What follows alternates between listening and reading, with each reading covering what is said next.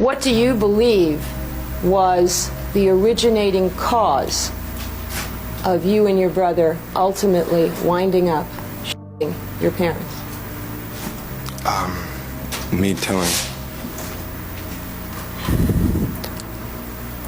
You telling what? Me telling Lyle that, You telling Lyle what?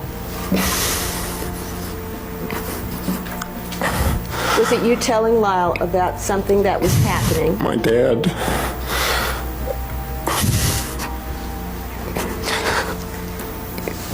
Okay.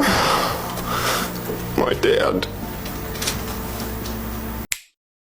In the quiet suburbs of Beverly Hills, one phone call shattered the calm of a Sunday night. Two young men, 21-year-old Lyle and 18-year-old Erik Menendez, dialed 911 in tears, reporting their parents had been murdered. There was a healing and a lifting of a weight from having talked openly about it. Police arrived to find Jose and Kitty Menendez dead, shot multiple times in their own living room.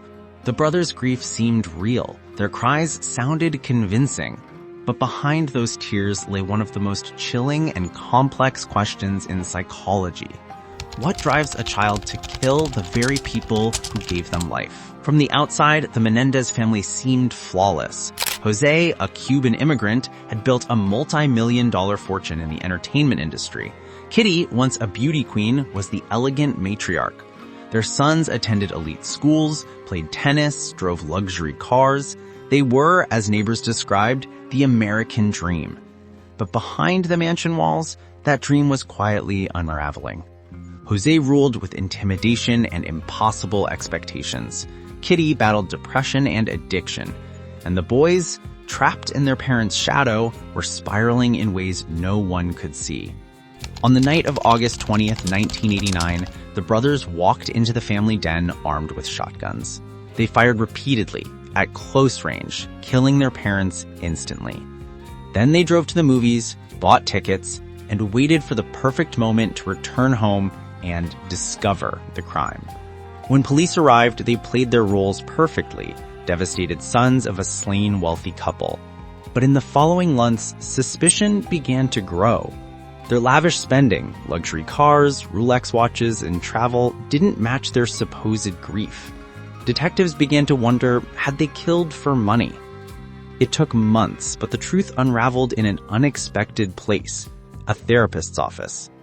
Erik, racked with guilt, confessed to his psychologist, Dr. Jerome Oziel. But the confession didn't stay private. Oziel's mistress secretly recorded him talking about it, and the tapes reached investigators. The brothers were arrested and charged with murder. During their trial, the defense claimed years of sexual and emotional abuse by their father and a mother who refused to protect them. These photographs were found in this envelope. The prosecution argued it was greed, an act of privilege, not trauma.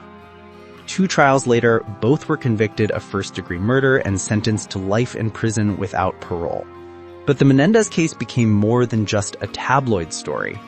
It forced psychologists, legal experts, and the public to confront a disturbing dilemma.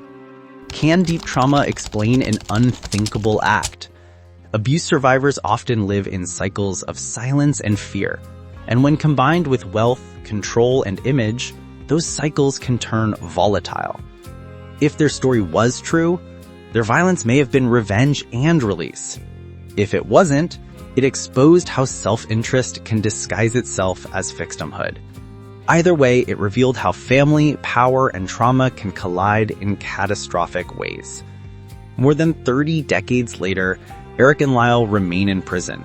No longer the terrified boys of Beverly Hills, but middle-aged men reflecting on what they did. The Menendez story isn't just about murder. It's about perception. How easily wealth hides pain, how deeply image can bury truth, and how the human mind, when cornered by fear or desire, can justify the unimaginable. Because sometimes the most haunting crimes aren't born from hatred, but from the desperate, distorted hope of finally being free.